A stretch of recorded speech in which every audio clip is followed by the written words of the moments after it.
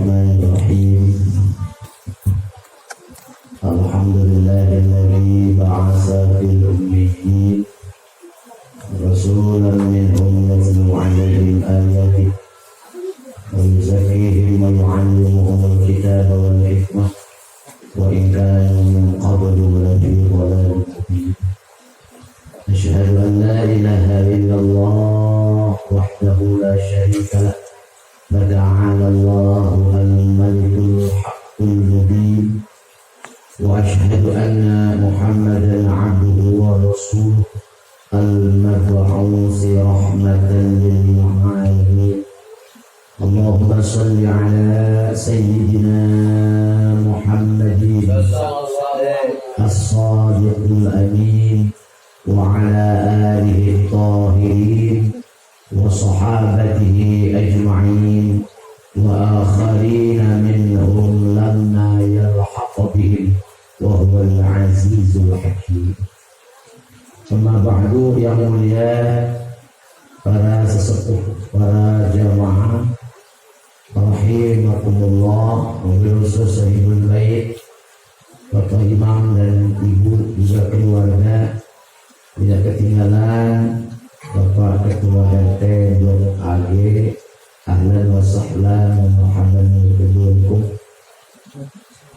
Disyukur dengan izin Allah malam ini kita bisa hadir di haflah mubarakah Majlis Al-Bandaniyah dalam rangka ta'lim, zikir, sholawat dan silaturahmi. Mudah-mudahan jadi wasilah turunnya rahmat, datangnya barakah. Mudah-mudahan jadi asbab yang kita punya dosa diampuni oleh Allah. Salawat ma'assalam semoga terlibat curahkan ke haliman alam yang mulia junjungan kita Nabi besar Muhammad sallallahu alaihi wasallam. Bapak Ibu yang dimuliakan oleh Allah, malam ini judul kajian kita adalah 3 alasan kelahiran Nabi diperingati.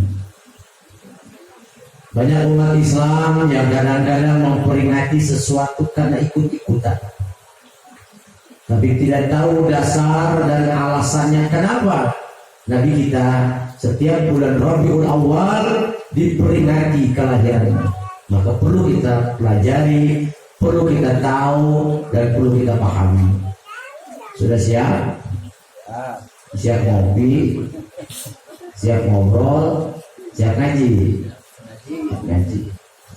Jamaah sekalian, umat Islam secara umum dalam menyikapi peringatan Maulid Nabi dibagi ke dalam 3 kelompok besar. Yang pertama, kelompok asli, di mana mereka memperingati Maulid Nabi dengan menghadirkan orang, kemudian dengan membaca Al-Quran, berjanji, sholawat, ceramah agama, kemudian makan-makan dan lain sebagainya. Dan ini adalah mengikuti apa yang telah dipatwakan oleh Al-Imam Jalaluddin As-Suyuti, ulama besar di lingkungan mazhab Syafi'i, di mana beliau mengatakan bahwa Maulid Nabi ini bisa dilakukan dengan 5 syarat. Yang pertama, ada orang kumpul. Yang kedua, ada orang yang baca Al-Quran. Yang ketiga, ada yang baca sholawat. Yang keempat, ada yang memberikan tausiah agama, ceramah, menceritakan akhlak Nabi dan perjuangan Rasul. Dan yang kelima, kata beliau, ada acara makan-makan. Kebuli Pak Imam. Kayaknya sih pesimis malam ini nggak ada ini. Ada bukan Maulid ya. Cuma judulnya mempelajari tentang kenapa Nabi diperingati kelahirannya. Itu kelompok yang pertama. Kelompok yang kedua adalah kelompok yang disebut dengan separuh modern. Orang moderat. Mereka memperingati Maulid Nabi tapi hanya pidato-pidato saja. Hanya ceramah-ceramah saja, hanya berupa kajian-kajian saja di perusahaan-perusahaan, di instansi-instansi pemerintah. Jadi nggak ada pakai baca Quran, berjanji, salat, nggak ada. Tapi ada peringatan, cuma ceramah. Nah ini namanya kelompok modern. Nah yang ketiga disebut kelompok ekstrim. Kelompok ekstrim contohnya di Mekah, Arab Saudi. yang sama sekali tidak mengadakan peringatan Maulid Nabi karena dianggap bid'ah dhalalah, yang kemudian sampai ke Indonesia pahamnya yang dibawa oleh Abdul Wahab yang menjadi paham Wahabi dan Salafi. Ini kelompok ekstrim yang sama sekali tidak melakukan Maulid karena bid'ah dhalalah. Jadi yang memperingati, yang ceramah, yang hadir semua sesat, dan kalau sudah sesat neraka. Nah, di dalam lingkungan mazhab Imam Syafi'i, mereka ulama-ulama besar Jalaluddin, Imam Nawawi, ya, Imam Ghazali berpendapat bahwa Maulid Nabi ini adalah bid'ah tapi hasanah. Karena bid'ah itu dibagi dua menurut beliau ulama besar kita. Pertama bid'ah hasanah, yang kedua bid'ah sayyi'ah. Nah, Maulid ini termasuk bid'ah hasanah, bid'ah yang dikerjakan menanggung pahala, punya nilai ibadah apabila syaratnya tadi dikerjakan. Yang bid'ah dhalalah itu begini, Maulid Nabi judulnya memperingati kelahiran Rasul, tapi yang diundang inul dan kita hadiri dan saksikan memperingati Maulid Nabi akan dihibur oleh penyanyi dangdut Indonesia, ibu kota Inul Daratista. Ini bid'ah sayyi'ah. Atau dengan nyanyi-nyanyi nggak jelas, musik-musik jaipong segala macam kayak di situ. Ya, ada Mbah Paraji setiap tahun judulnya memperingati Maulid 3 hari 3 malam, dangdut, jaipong, wayang golek, judulnya Maulid. Nah, ini yang disebut bid'ah sayyi'ah. Tapi kalau yang 5 ini baca Quran, baca sholawat, ya, kemudian ada orang kumpul, lalu kita ceramah, lalu makan, maka dinilai ibadah oleh ulama disebut bid'ah hasanah. Dalam bid'ah dhalalah yang kaitannya dengan keagamaan, contoh sholat menggunakan bahasa Indonesia, bid'ah dhalalah. Azan menggunakan bahasa daerah. Allah yang maha besar, Allah yang maha besar. Dhalalah itu. Wajib RT ke masjid, takut orangnya cekek hidup-hidup. Atau sholat menggunakan bahasa masing-masing. Nek Jawa ya Jawa, nek Sunda ya kalau bahasa Sunda. Kalau ini terjadi, maka masjid pasti akan ramai. Imamnya orang Sunda pajaman, Allah Akbar bisa. Orang Jawa pemulis gak mau kalah, Allah Akbar sangat. Orang Lampung nggak mau kalah, Allah balap becok. Orang Padang di samping orang Lampung nggak mau kalah, Tuhan gadang. Kata temannya yang lagi wudhu, jawab rancak benar, bubar sholat. Kenapa? Karena menggunakan bahasa selain Arab, itu dhalalah namanya. Atau azan menggunakan kaset piring hitam, bid'ah dhalalah, nggak boleh. Tapi kalau Maulid, mereka ulama-ulama besar kita ini, beliau yang mulia mengkategorikan bid'ah hasanah. Jadi Maulid itu dalam pandangan umat Islam ada 3 tadi. Yang pertama adalah kelompok asli, ya, seperti kita insya Allah kelima-limanya tadi syaratnya tidak ditinggalkan. Yang modern hanya ceramah-ceramah kajian bedah buku, tapi tidak pakai sholawat, tidak ada acara yang lain-lain seperti baca Quran. Dan yang ekstrim adalah kelompok Wahabi Salafi yang membid'ahkan semua itu. Nah, kemudian kenapa Nabi Muhammad ini setiap tahun kelahirannya diperingati? Berarti pertanyaannya, ini manusia bukan manusia biasa, Pak. Berarti manusia yang diperingati ini adalah kelompok atau pribadi manusia yang luar biasa. Kita saja punya anak kan gitu, punya anak saja lahir Tahun pertama diperingati lewat ulang tahun. Gak cukup sedikit biayanya. Bisa jutaan itu, apalagi kalau udah badut. Bikin kue tar, bikin bingkisan. Kenapa? Kita mencintai anak. Ulang tahunnya digede-gedein. Badut tapi 3 juta, 4 juta dari Lipo. Setengah jam timbang sulap sama melucu melawan. Pas kiai terakhir suruh doa, bocah. Nomor geledek.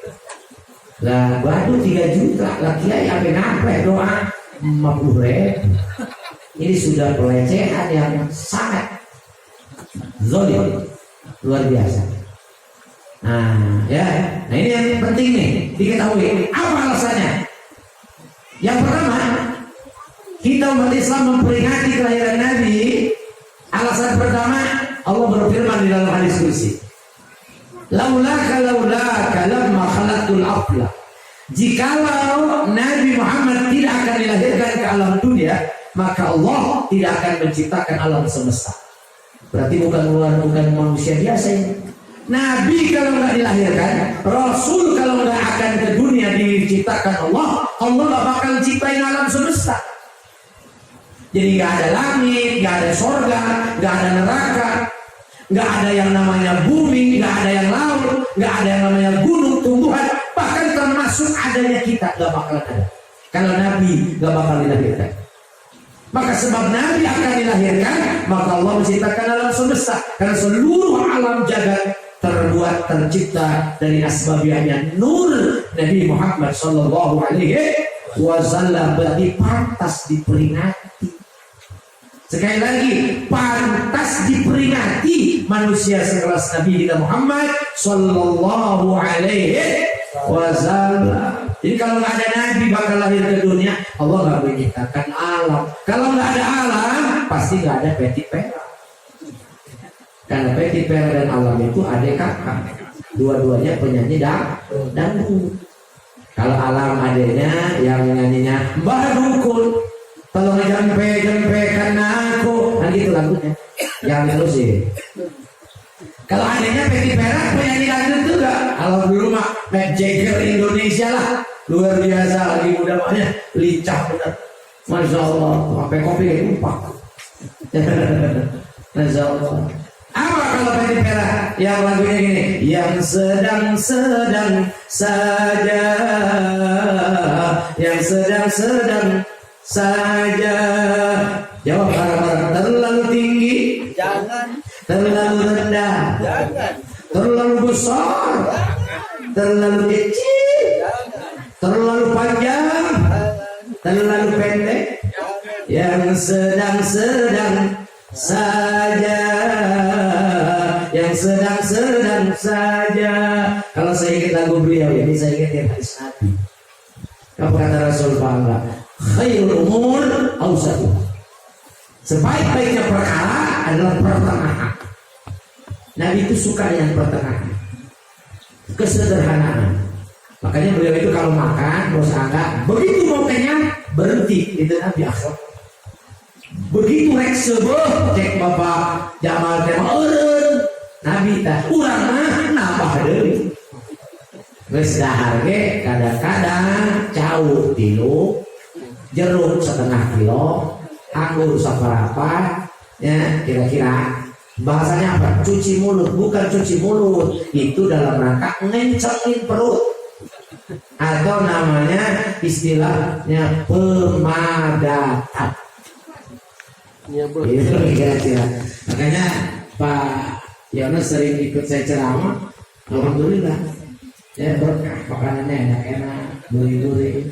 Pokoknya mah sekalian ibadah, ikut kenal daerah dalam rangka syiar awal guru, intinya adalah perbaikan gizi. Jadi kalau kalian ikut sering saya badannya agak gemuk, jangan salahin saya, ya salahin aja makanannya enak-enak. Habis 1 malam 2 kali makan, akan berkah. Besok malam juga mau ikut ke awal saya, insya Allah berkah. Ya, itu yang pertama. Alasannya itu. Jadi Allah itu berfirman dalam hadis qudsi, menyebabkan dunia diciptakan karena nurnya, wasilahnya Rasul akan dilahirkan. Jadi kalau nggak ada beliau lahir ke dunia, alam semesta nggak diciptakan. Jadi kesimpulan pertama, pantas beliau diperingati kelahirannya. Motivasi memperingatinya apa sebetulnya? Karena rasa cinta. Karena kita rasa cinta, kata ulama, la ya'rifu qadral maulidi illa man 'arafa qadral maulud.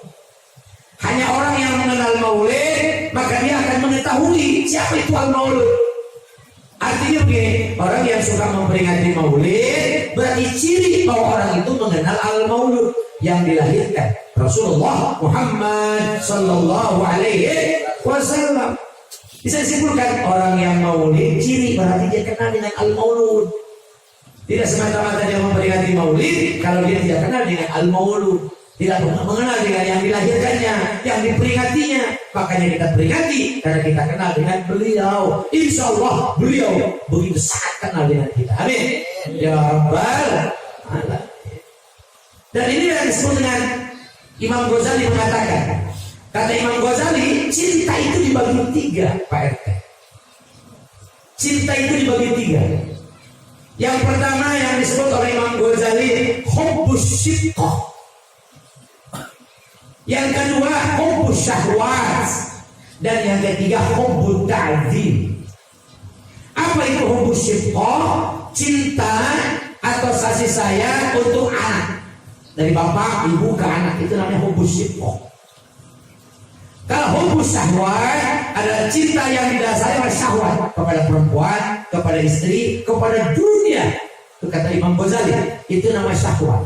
Makanya kalau punya hubbus syahwat terhadap dunia, kalau mau diturutin, al-halkumut takasur hatta zurtumul maqabir. Beli mobil R3, dapat 2 tahun keluar R3 baru. Pengen beli yang itu, ya baru, bagus. Ini mau dijual aja.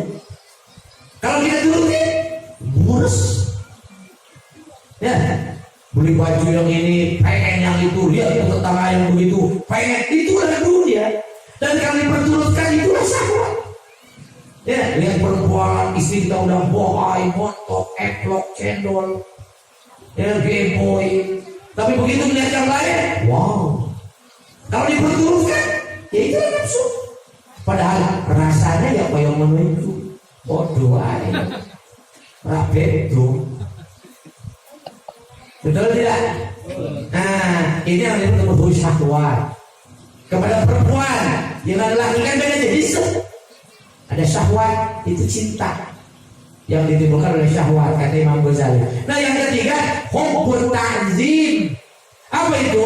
Cinta dalam rangka ta'zim, hormat, mengagungkan kepada siapa? Anak kepada orang tua, ya, kepada tuan-tuan guru, ulama, kiai, habaib. Ini hubbut ta'zim, tidak ada dasar syahwat. Kita mencintai Rasul bukan syahwat, bukan sidqah, tapi hubbut ta'zim.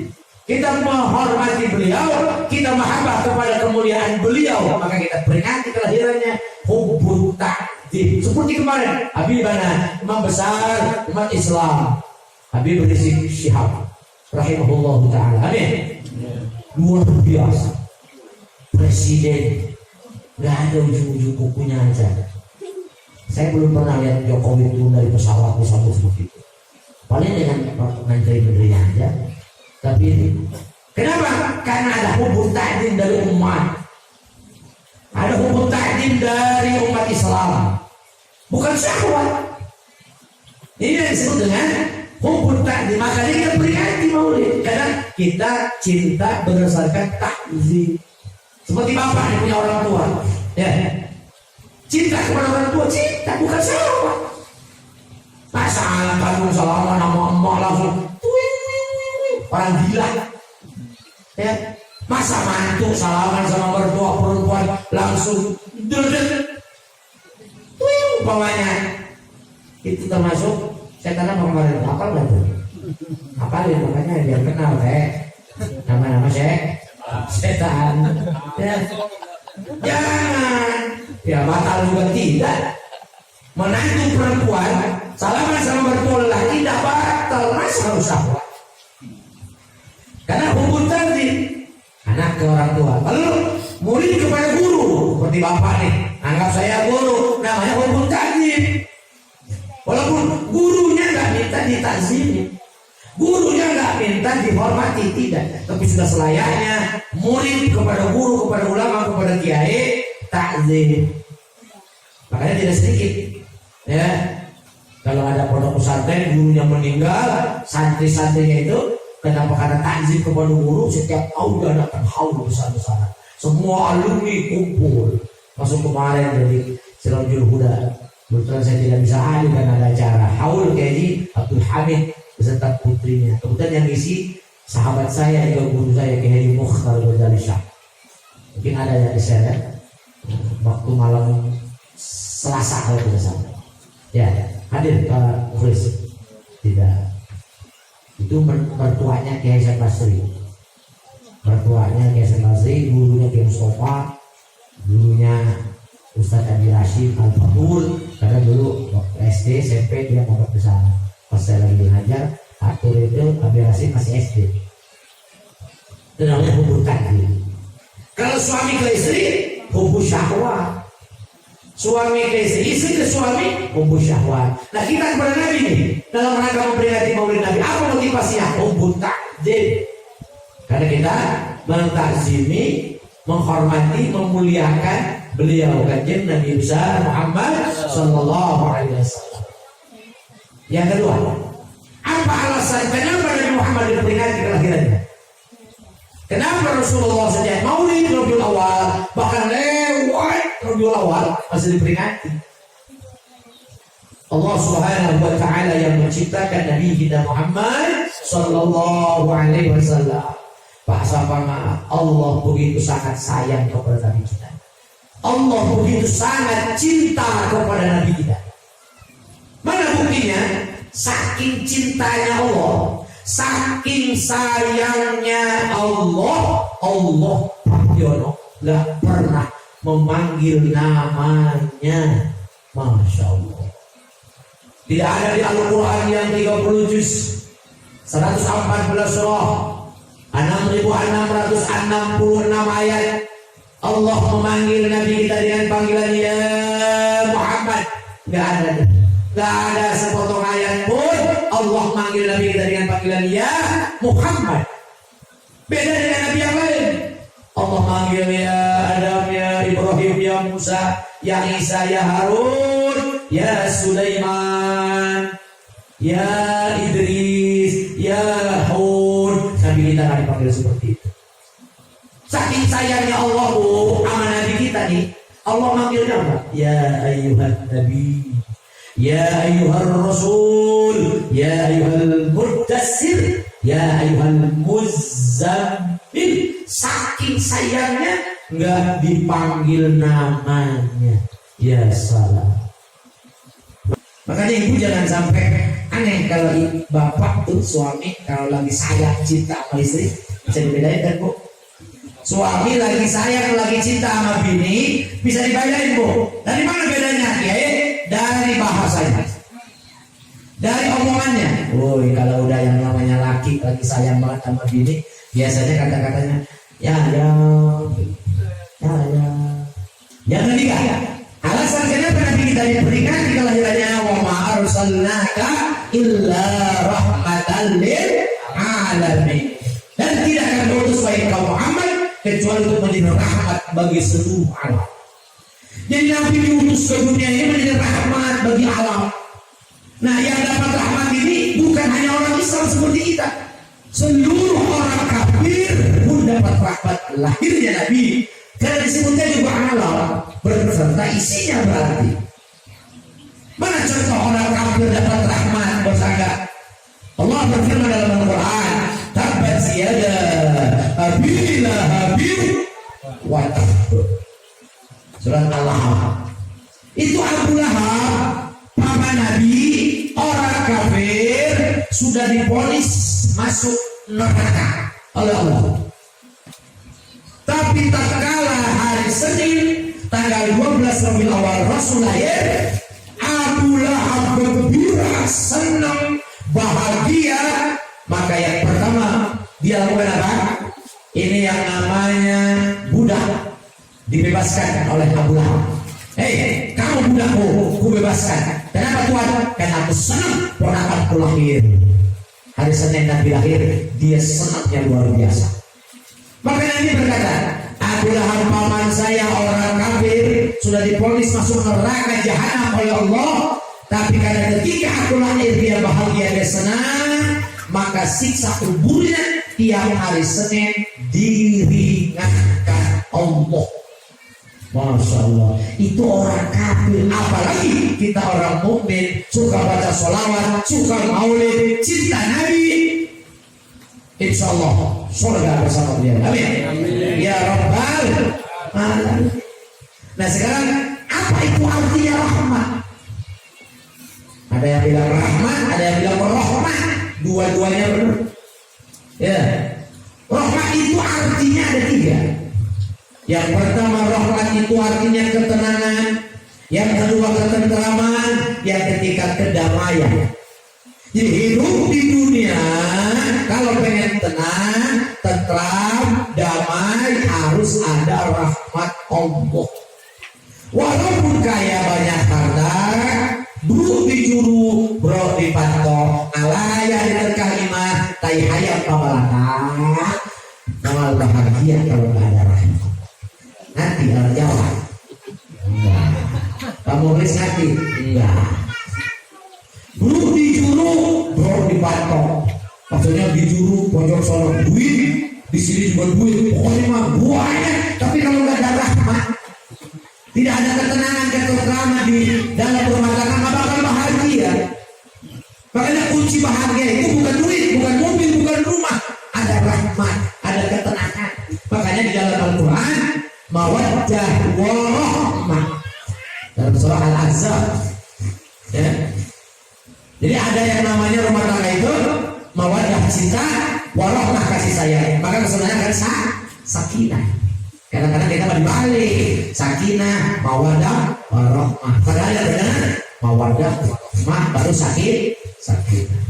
Susunannya yang benar sebetulnya rumah tangga itu supaya sakinah, dasarnya mawaddah. Apa itu cinta? Nah, seiring waktu akan hilang. Ganteng seiring waktu jadi peot, yaki-yaki. Cantik seiring waktu aklek. Tapi warahmah dasarnya apa? Tidak ada nafsu. Dunia walaupun habis, kalau sudah ada warahmah, suami gak bakal tinggalin. Walaupun sudah laki-laki, tidak ada mawaddah, kalau sudah ada warahmah, ya istri gak bakal tinggalin suaminya. Tapi kalau dasarnya mawaddah saja, tidak sedikit ada uang abang disayang, gak ada uang abang ditendang.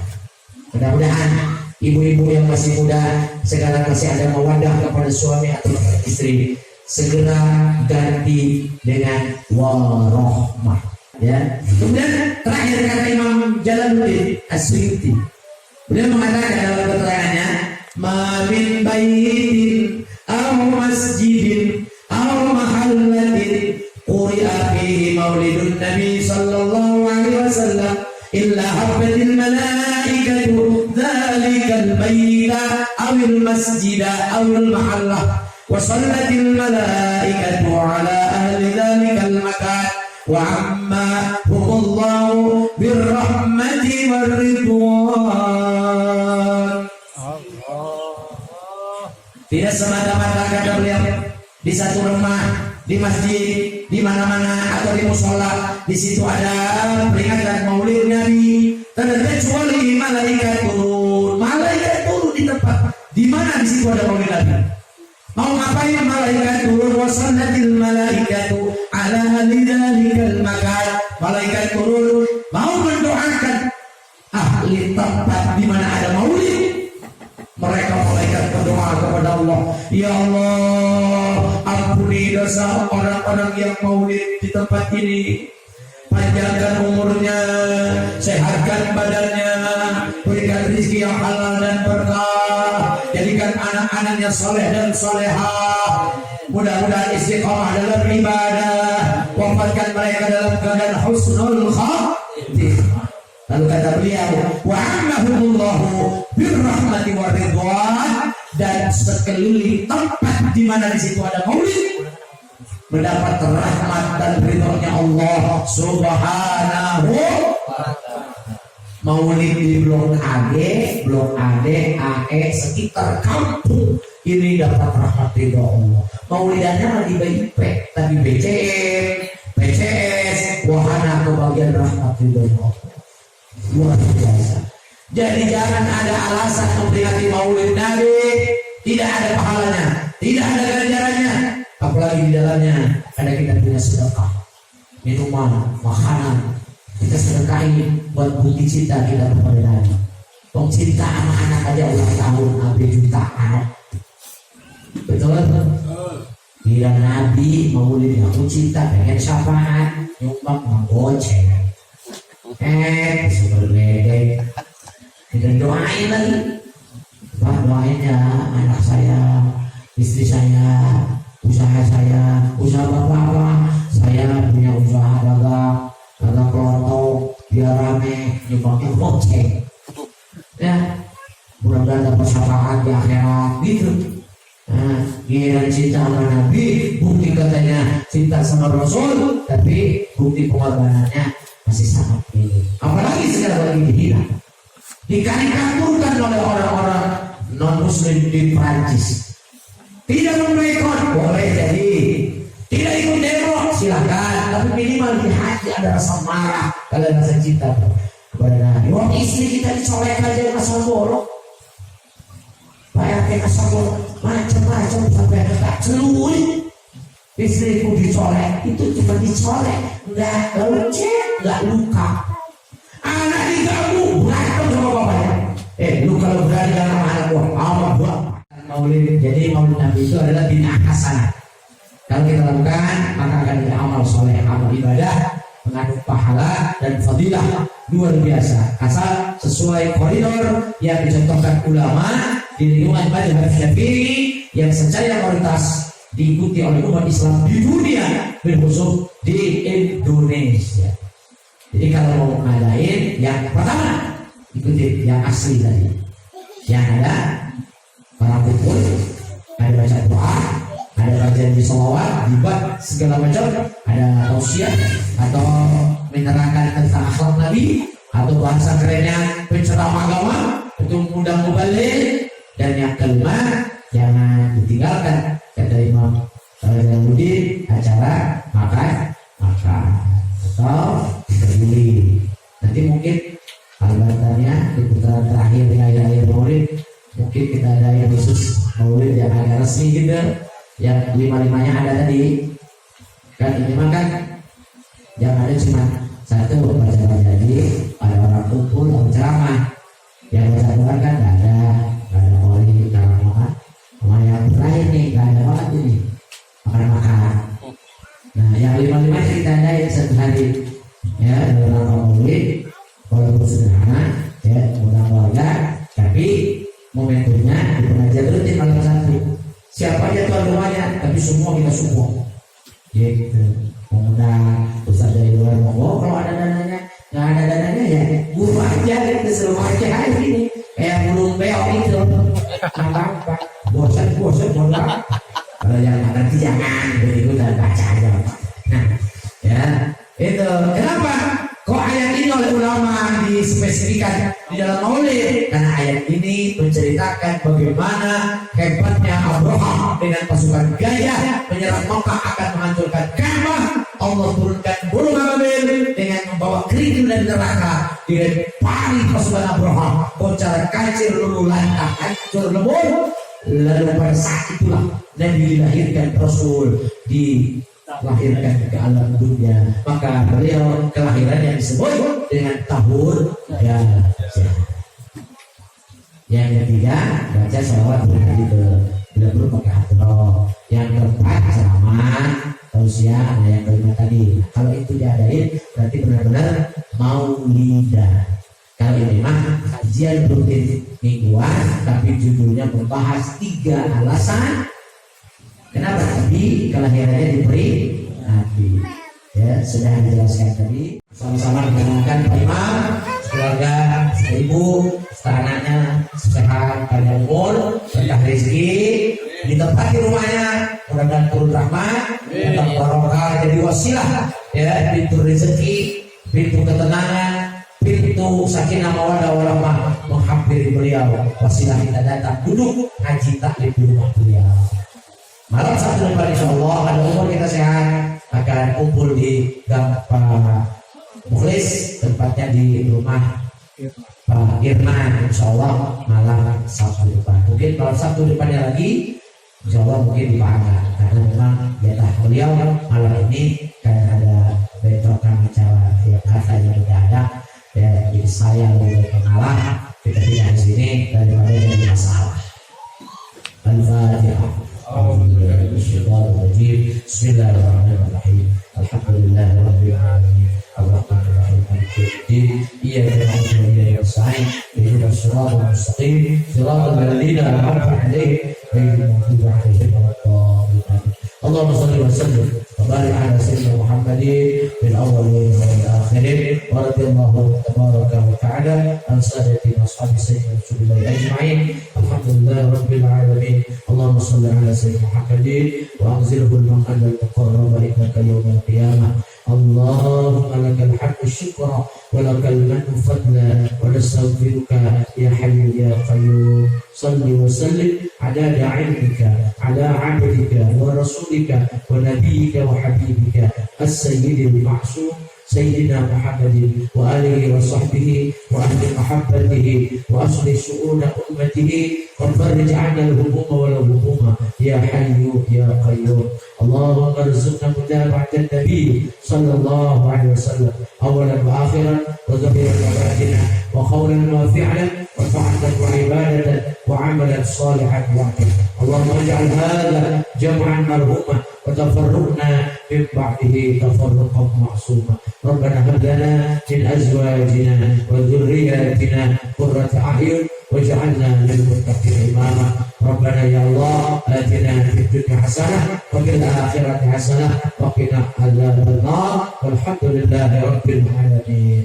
Terima kasih, mohon maaf. Kita tutup dengan doa kafaratul majlis. Subhanallahumma wa bihamdika asyhadu an la ilaha illa anta astaghfiruka wa atubu ilaik. Assalamualaikum warahmatullahi wabarakatuh.